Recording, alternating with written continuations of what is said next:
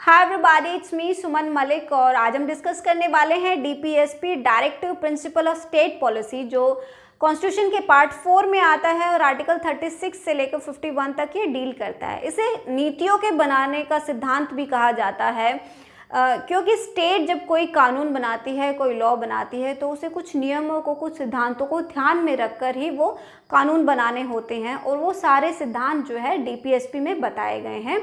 इस कंसेप्ट को हमने आयरलैंड से बोरो किया है और आयरलैंड ने इसे स्पेनिश कॉन्स्टिट्यूशन से कॉपी किया है। डीपीएसपी जो है ये पॉजिटिव इन नेचर होते हैं, इन द सेंस कि ये स्टेट को कुछ करने के लिए कहता है, कुछ मतलब ऐसे कानून बनाने के लिए कहता है जो पब्लिक वेलफेयर के लिए हो, सोशल इकोनॉमिक जस्टिस को अचीव करने वाले हो। वो सारे सिद्धांत जो है डीपीएसपी में बताए गए हैं। दूसरी तरफ फंडामेंटल राइट्स नेगेटिव कंसेप्ट पे वर्क करते हैं, इन द सेंस कि भी वो स्टेट को ऐसे लॉज, ऐसे एक्ट करने से रोकती है जो किसी के फंडामेंटल राइट को इन्फ्रिंज करते हैं, तो it means they are negative in nature. उसी तरह जो डीपीएसपी हैं they are not enforceable by law, जैसे कि फंडामेंटल ड्यूटीज़ हैं they are not enforceable by law, उसी तरह ये स्टेट की ड्यूटीज़ ही तो हैं, सेम तरह से भी they are not enforceable by law. अब आर्टिकल 36 से लेकर 51 तक जो डीपीएसपी है, इन्हें हमने कैटेगराइज किया गया है ताकि इसे समझने में थोड़ी बहुत आसानी रहे, क्योंकि सारे आर्टिकल सीक्वेंस वाइज याद रखना बहुत मुश्किल होता है, ट्रिकी होता है। तो इसे हमने जैसे कोई सोशल जस्टिस पे है, कोई इकोनॉमिकल जस्टिस पे है, कोई पब्लिक वेलफेयर के, इस तरह से हमने कैटेगराइज कर रखा है। लेकिन आर्टिकल 36 और 37 जो है वो उस डिवाइडेशन में नहीं आता है, क्योंकि 36 जो है वो डेफिनेशन पार्ट है। डेफिनेशन इन द सेंस जो ये बताता है स्टेट क्या है, क्योंकि ये स्टेट की ड्यूटीज़ ही तो हैं। सबसे पहले आपको पता होना चाहिए स्टेट क्या होता है, तो उसमें लिखा हुआ है कि फंडामेंटल राइट्स में जैसे स्टेट जो बताया गया वही सेम सेंस में हम यहाँ पर स्टेट को इस्तेमाल करेंगे। और फंडामेंटल राइट्स में आर्टिकल 12 जो है वो स्टेट के बारे में बताता है। इसमें मेरी एक वीडियो आप देख लीजिएगा, स्टेट क्या होता है। सेम आर्टिकल 12 वाला जो स्टेट है, सेम उसी सेंस में हम यहाँ पे स्टेट को यूज़ करेंगे।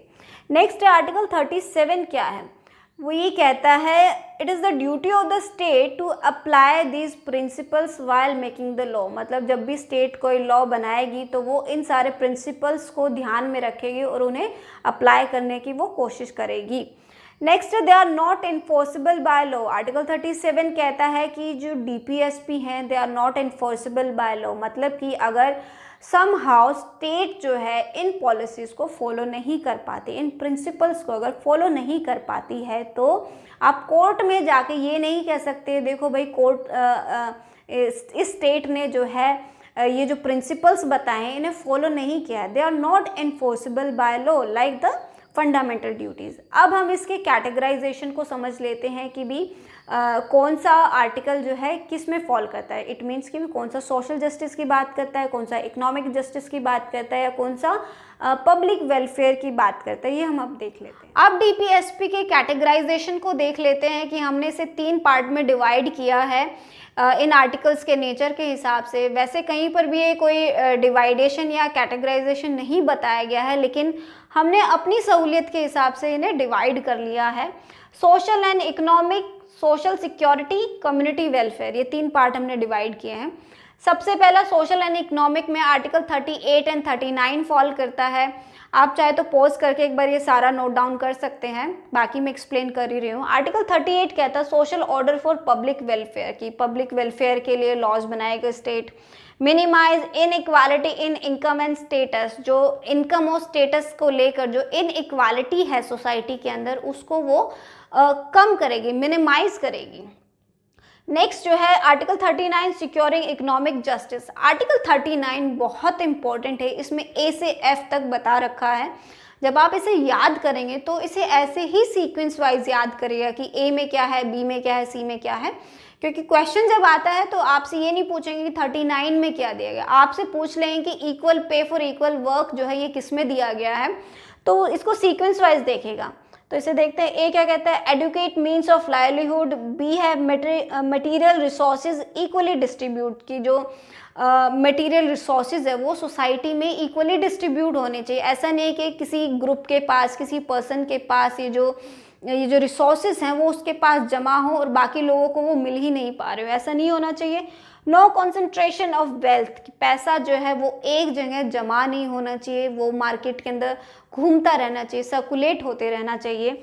Equal pay for equal work, ये बहुत पूछा जाता है कि भी समान कार्य के लिए समान समान पैसे उसे मिलने चाहिए। मतलब ऐसे नहीं कि अगर वो महिला है तो उसे उस काम के लिए कम पैसे मिले और अगर वो पुरुष है तो उसे उस काम के लिए ज़्यादा पैसे मिल रहे हैं, ऐसा नहीं होना चाहिए।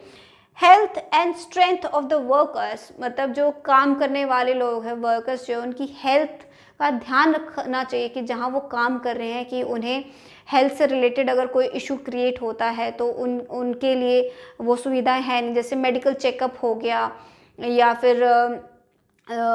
फिर उन्हें पेंशन वाला जो होता है, इस तरह की जो चीज़ें होती हैं जो उसकी हेल्थ से रिलेटेड हो और उसकी स्ट्रेंथ से रिलेटेड हो। उसका जो इन्वायरमेंट हो वो फ्रेंडली इन्वायरमेंट होना चाहिए जिसमें वो अच्छे से वो काम कर सके, ह्यूमन कंडीशंस होनी चाहिए।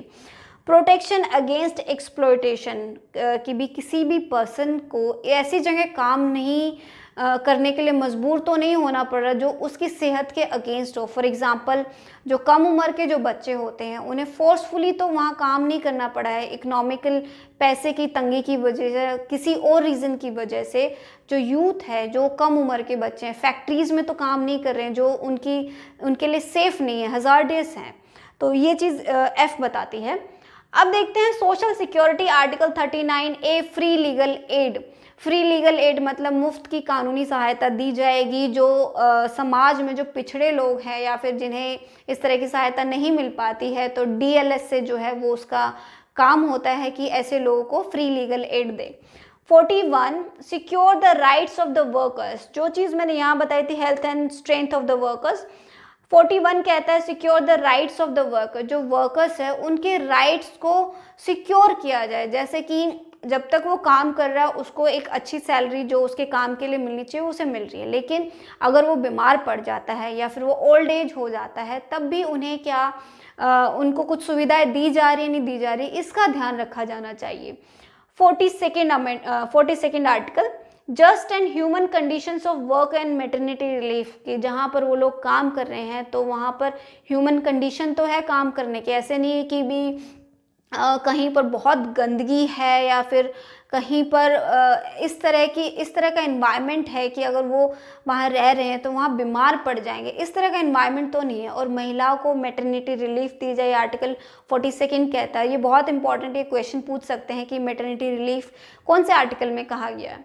Next article 43, living wages etcetera for workers. Living wages वो होती है कि एक मिनिमम जो सैलरी है वो मिलनी ही मिलनी चाहिए, ऐसे नहीं कि भी किसी से आपने काम करवा लिया और उसको दे दिए 10-20 रुपये, इस तरह की नहीं होनी चाहिए। एक जो मिनिमम कम से कम जो जीवन निर्वाह करने के लिए ज़रूरी है इतने पैसे तो उसे मिलने ही चाहिए, वरना तो बंधुआ मजदूर की तरह हो जाता है, वो अलाउड नहीं है। This is living wages. Next article 43A, participation of worker in management of industry, मतलब कि भी इंडस्ट्री में मजदूरों का भी पार्टिसिपेशन होना चाहिए। जैसे कि आपने मजदूर दल देखे होंगे, मजदूर संगठन देखे होंगे, तो ये सभी इसी के एग्जाम्पल है कि भी जो वर्कर्स है उनका भी मैनेजमेंट में पार्टिसिपेशन होना चाहिए, ताकि उन्हें पता चलता रहे कि भी कितना प्रॉफिट अर्न हो रहा है और कितना उन्हें मिल रहा है, कि मतलब जितनी वो मेहनत कर रहे हैं वो जो प्रॉफिट है उन्हें भी मिले। ये चीज़ है आर्टिकल 43A। नेक्स्ट है 43B, ये 2011 के अमेंडमेंट से इसमें ऐड किया गया था, आप देख लीजिएगा। नेक्स्ट है article 45, early childhood care below age of 6 years. इसके साथ आप आर्टिकल 21A भी पढ़ेगा जो राइट टू एजुकेशन की बात करता है। ये कहता है कि जो 6 साल से कम उम्र के बच्चे हैं उन्हें अर्ली चाइल्डहुड केयर मिल रही नहीं मिल रही, मतलब जो किंडरगार्टन वाले जो बच्चे होते हैं जिन्हें मतलब जो एज होती है स्कूल जाने से पहले की जो ये एज है, ये उसके बारे में है। Article 46, promotion of education and economical interest of SC, ST and others, मतलब कि भी जो SC हैं, ST हैं और जो अदर्स है उनके वेलफेयर के लिए, चाहे वो एजुकेशन हो या कुछ और, उनके वेलफेयर के लिए कानून बनाने चाहिए। आपने फंडामेंटल राइट्स अगर पढ़े हो तो उसमें SC, ST एंड OBC के जो राइट्स हैं उन्हें सिक्योर करने के लिए स्टेट जो है कुछ कानून बनाती है और वो उन कानूनों को फंडामेंटल राइट्स के अगेंस्ट नहीं माना जाता है।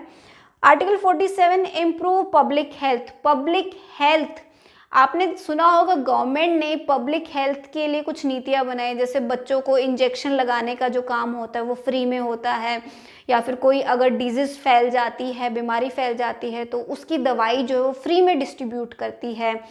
तो और पब्लिक हेल्थ को इम्प्रूव करती है इस तरीके से। तो ये आर्टिकल 47 है। नेक्स्ट देख लेते हैं कम्युनिटी वेलफेयर, मतलब ओवरऑल पूरी सोसाइटी के वेलफेयर के लिए कौन कौन से आर्टिकल्स हैं इसमें। आर्टिकल 40 जो है विलेज पंचायत को ऑर्गेनाइज करने की बात करता है।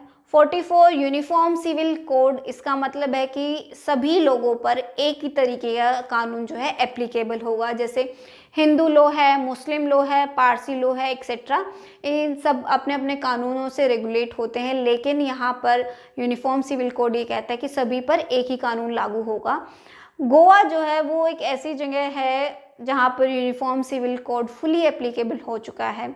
अगर यूनिफॉर्म सिविल कोड का एक एग्जांपल अगर हम देखें तो सेक्शन 125 ऑफ सीआरपीसी जो मेंटेनेंस के बारे में बताता है, उसमें चाहे कोई भी रिलीजन की महिला हो वो मेंटेनेंस क्लेम कर सकती है। उसमें ज़रूरी नहीं कि आप सिर्फ हिंदू के हों या किसी एक पर्टिकुलर रिलीजन के हो, आप किसी भी रिलीजन के हो सेक्शन 125 ऑफ सीआरपीसी से मेंटेनेंस क्लेम कर सकते हैं। मैं बार बार उसे आर्टिकल कह रही हूँ, sorry, it's section 125 CrPC. Next देखते हैं article 48 organise agriculture and animal husbandries, मतलब कि भी जो एग्रीकल्चर से रिलेटेड होता है, जैसे खेती हो गया, पशु हो गया, फसल हो गई, ये चीज़ें जो हैं उन्हें ऑर्गेनाइज करेगी स्टेट। जैसे कि आपने देखा होगा कि कई बार फसल खराब हो जाती है तो स्टेट क्या करती है, मुआवजा देती है उनको, मतलब कंपनसेट करती है कि भी कोई बात नहीं, ताकि नुकसान ना हो किसान को। और जो पशु जो होते हैं उनकी ब्रीडिंग पे ध्यान देती है।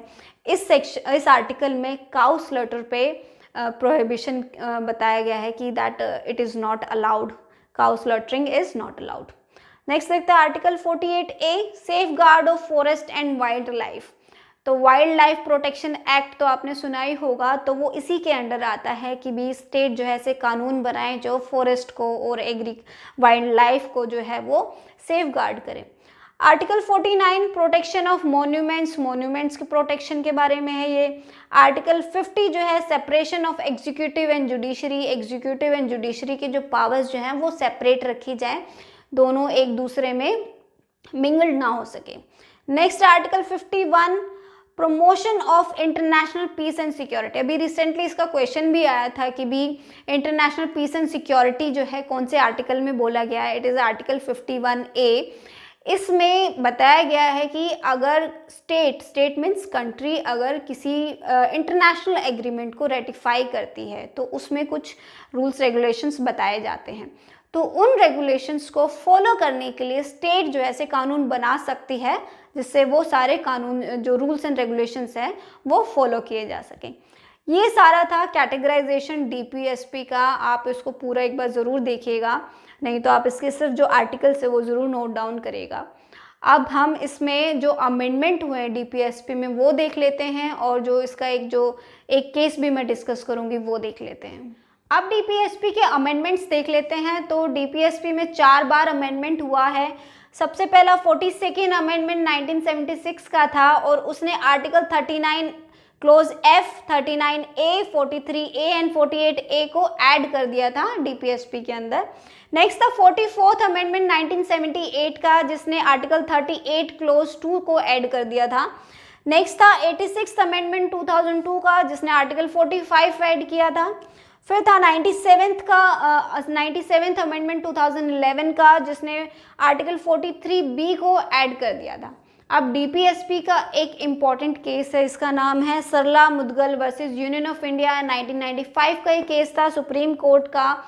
इसमें एक पर्सन जो है वो हिंदू होता है और वो शादी करता है, फिर थोड़े टाइम बाद वो अपना रिलीजन कन्वर्ट कर लेता है और मुस्लिम बन जाता है, फिर वो सेकंड मैरिज कर लेता है। तो इस केस में कोर्ट जो उसे पाइगमी के ऑफेंस में चार्ज करती है, जो सेक्शन 494 ऑफ आईपीसी है। कोर्ट ये कहती है कि आपकी जो पहली शादी है, आप हिंदू थे तब आपने करी, फिर आपने रिलीजन कन्वर्ट कर लिया, आप मुस्लिम बन गए, आपने सेकंड मैरिज कर ली, ये अलाउड नहीं है क्योंकि आपकी पहली शादी वैलिड है, आपने उसे डिसॉल्व नहीं किया है। रिलीजन चेंज कर लेने से आपको अलाउड नहीं हो जाता है कि आप मुस्लिम धर्म के अकॉर्डिंग 4 शादियाँ करें। आपको पहली शादी डिसॉल्व करनी पड़ेगी, ख़त्म करनी पड़ेगी, उसी के बाद ही आप अपना जो सेकंड जो रिलीजन है जो आपने अपनाया है इसके अकॉर्डिंग आप इसे फॉलो कर सकते हैं। बट यहाँ पर आपको बाइगमी के लिए चार्ज किया जाएगा। तो ये सारा था डीपीएसपी। आई होप कि पसंद आया हो, बट फिर भी अगर किसी को कोई डाउट है, कोई क्वेश्चन है तो प्लीज़ मुझे कमेंट करके बताइए और मैं उसका आंसर करूँगी। सो सी यू नेक्स्ट वीडियो।